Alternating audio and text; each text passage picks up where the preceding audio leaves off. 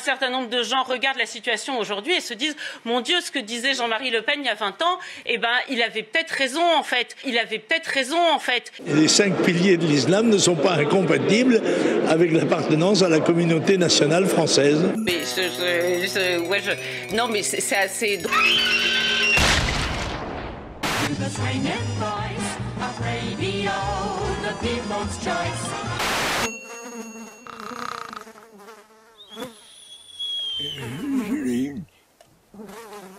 Monsieur Finkielkraut? Je vais répondre. Tout de suite, là? Ah bah ça a commencé? Violer les femmes. D'ailleurs, je viole la même tous les soirs.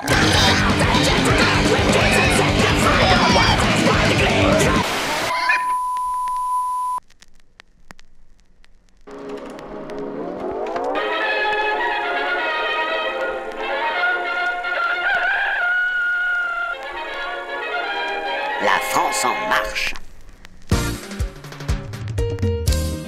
Bon anniversaire, coronavirus. 100 000 morts. La France est champion grâce à président Bobo. Le guide bienfaiteur et médecin clairvoyant de la nation française. Je peux vous affirmer là, cette fois-ci, que je n'ai aucun mea culpa à faire, ni aucun remords, ni aucun constat d'échec.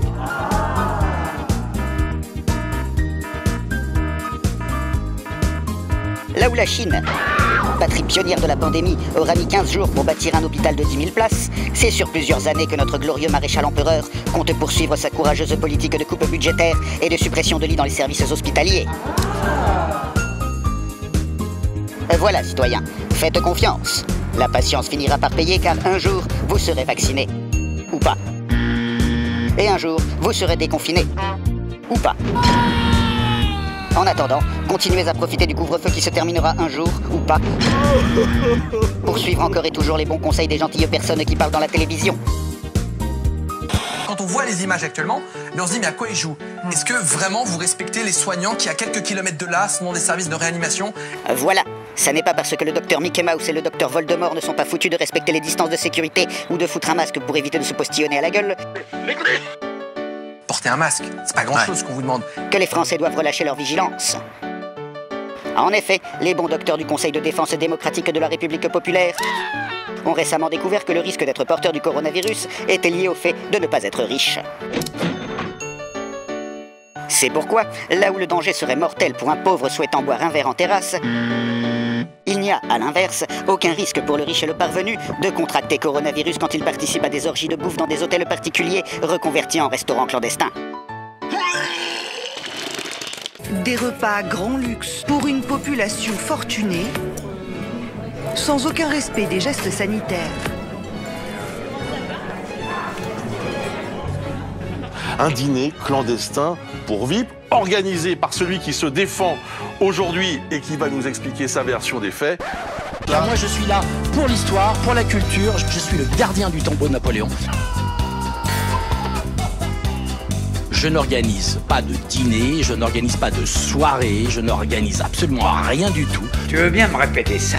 Je n'organise absolument rien du tout. Tu bluffes, Anthony. T'as pas l'air de bluffer là quand même. Bien évidemment, je n'ai jamais organisé aucune soirée clandestine. T'as intérêt si tu veux pas devoir renoncer à tes couilles par la même occasion. Vous avez affirmé en fait que vous n'aviez organisé qu'une seule soirée, qu'un seul dîner, c'était le jeudi 1er avril à 17h30, c'est ça ou pas? Je n'organise absolument rien du tout. J'ai le plaisir de vous convier à un moment d'exception le 1er avril pour un dîner-soirée. Merci Pierre-Jean. Ah oui, merci. Merci à tous. Mais sur ces tables, il y avait des couverts, il y avait des verres, enfin, tout laisse supposer que c'était pour manger. Enfin, je veux dire, quand on... Allons, ne faites pas le pisse froid et reconnaissez plutôt que la défense de ce chou-fleur sous LSD tient complètement la route. Il y avait effectivement 8 ou 10 personnes qui sont arrivées sur l'ensemble de la soirée, peut-être une douzaine. Maximum entre 12 et 15 personnes qui sont passées. Il y avait en réalité 40 personnes. Il est là pourquoi le chef, si c'est pas pour faire à manger? Ah oui. C'est très important. C'est-à-dire que nous avons organisé comme s'il y avait une soirée au palais, mais il n'y avait absolument rien à manger, enfin en tout cas. Accroche tes mains à ma taille pour pas que la chenille déraille.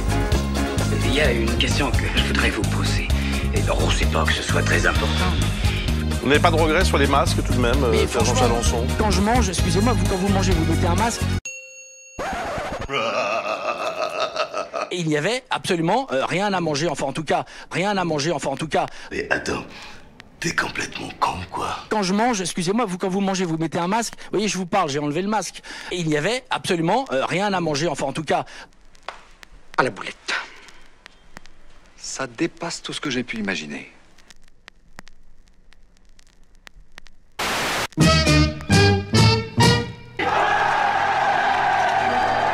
Pierre-Jean Chalençon sera-t-il la nouvelle Marie-Antoinette? On n'est pas en dictature. Merde.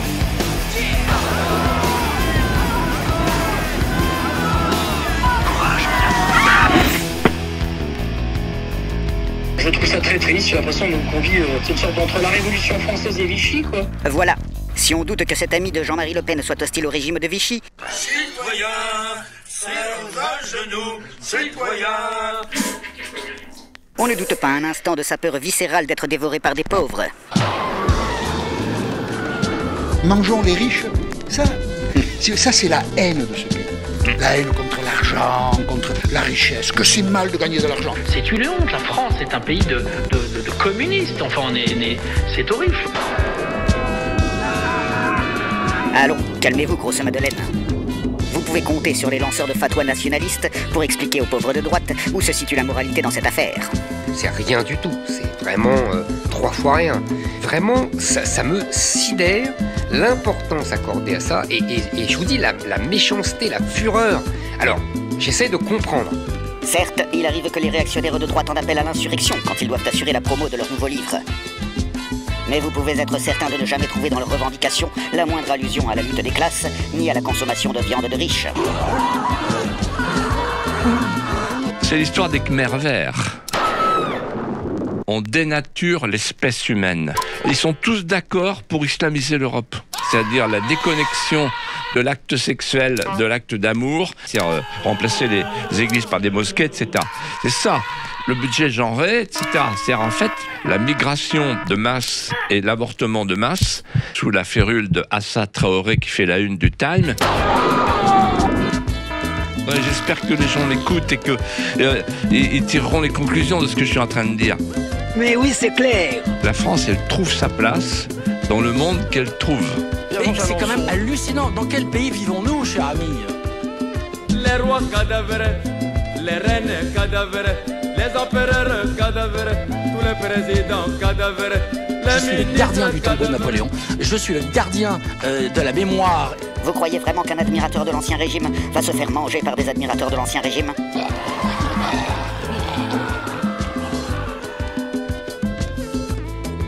Qu'il semble désormais loin, le temps où les vrais patriotes tentaient de récupérer le mouvement des Gilets jaunes, participant dans la bonne humeur au saccage de ces avenues où sont vos boutiques et vos hôtels particuliers. On va rétablir le Moyen-Âge, parce que le boulgour ça casse les couilles. On va rétablir la viande, on va rétablir la France aussi. Les revendications populaires sont entachées d'une part par les casseurs, d'autre part par la gauche. Qu'est-ce qui se passe, Macron? Tu vas faire quoi? Tu vas faire quoi, Macron, là? C'est sympathique de jouer à la révolution. Mais les vrais patriotes bien virils ont vite compris qu'en squattant les cortèges de gauchistes, ils risquaient surtout de perdre un œil à cause d'un policier patriote et viril qui les aurait confondus avec des gauchistes. Alors ils sont rentrés à la maison. Donc en réalité, la droite, merde, ça va péter.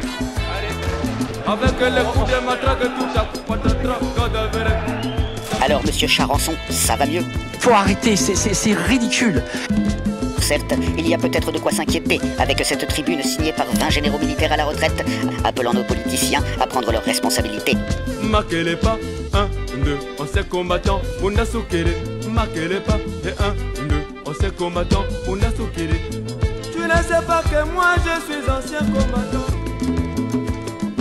Ce pouvoir a une apparence. Un groupe d'officiers partisans, ambitieux et fanatiques. Vous croyez vraiment que ces militaires veulent vous manger? Cela devrait vous mettre la puce à l'oreille de constater le manque de réaction du gouvernement face à l'ultimatum de ces bidasses grabataires. On bat les couilles, frère. Les anciens combattants, il y en a marre, c'est des vieux cons. C'est pas des paroles à dire, ça, mon pote. Si en France, aujourd'hui, on peut plus avoir de l'humour. Voulez-vous oublier vos camarades tombés pour la libération de notre patrie, le plus beau pays du monde? Quelle connerie. À quelle phrase de cette tribune faites-vous allusion pour dire que ces généraux appellent à la sédition? On peut pas casser des gueules comme on faisait avant. Mais on a nos petites astuces. Si rien n'est entrepris, le laxisme continuera à se répandre inexorablement dans la société, provoquant une explosion et l'intervention de nos camarades d'active dans une mission périlleuse. Je ne sais pas mais il commence par dire si rien n'est entrepris. Ce Carteron possède un savoir-faire limité et expéditif. Ça, c'est mon fusil! Il y en a beaucoup comme ça, mais lui, c'est le mien! La société t'a rejeté! Et c'est l'armée qui t'a aimé. Mais ils ne voient et ne connaissent la nation et le monde que déformés au travers de leur frénésie. Leur entreprise ne peut conduire qu'à un désastre national. Taisez-vous donc, le gauchiste. Vous ne respectez ni la France, ni ses institutions. Alors que cette tribune tombe pour l'anniversaire du putsch des généraux d'Alger et que des filières néo-nazis sont découvertes dans l'armée, vous devriez être rassuré de savoir que cet appel à la guerre civile a reçu le soutien de Marine Le Pen. Vous croyez sincèrement que cette gosse de riche va soutenir un putsch pour empêcher aux amis de son papa de faire la fête? Prodigue de la gloire, Napoléon. Eh bien non, parce que vous savez très bien que quand des fachos en armes lancent un ultimatum, cela signifie qu'ils demandent le droit au président d'aller casser des gueules chez les ennemis de la France. À savoir, les islamo-gauchistes, les islamo-écologistes, les islamo-indigénistes, les islamo-abstentionnistes, les islamo-féministes, les islamo-LGBT, les islamo-syndicalistes, les islamo-étudiants, les islamo-chômeurs, les islamo-retraités, les islamo-islamistes, et surtout, pire que tout, les islamo-teufeurs.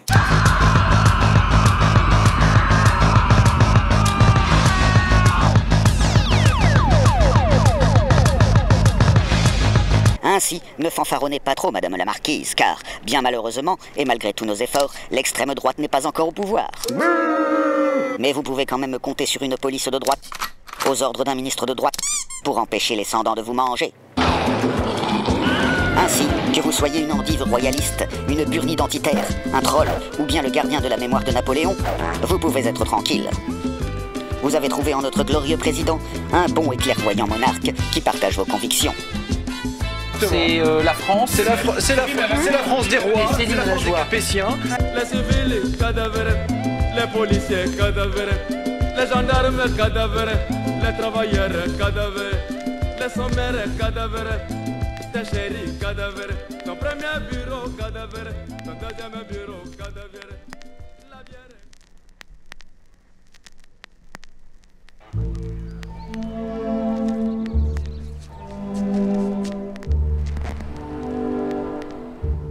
Dans une enquête diffusée par nos confrères de M6, affirme que certains membres du gouvernement sont des habitués de restaurants clandestins.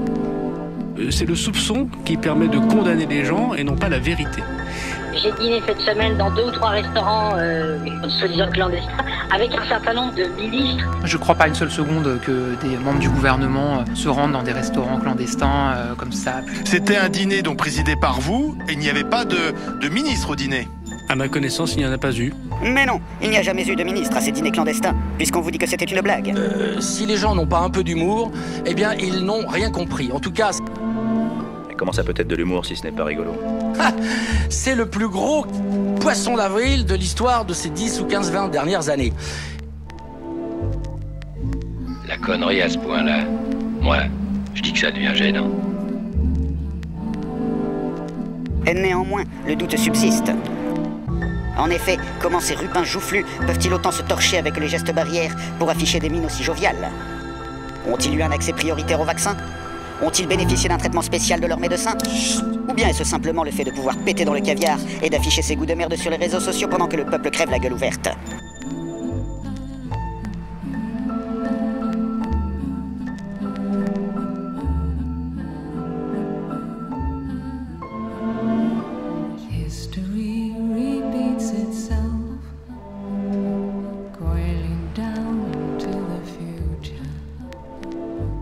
Vous voyez derrière moi, c'est une des nombreuses distributions alimentaires et de biens de première nécessité qu'on organise dans Paris pour répondre à la situation que vivent énormément d'étudiants qui ne peuvent plus manger.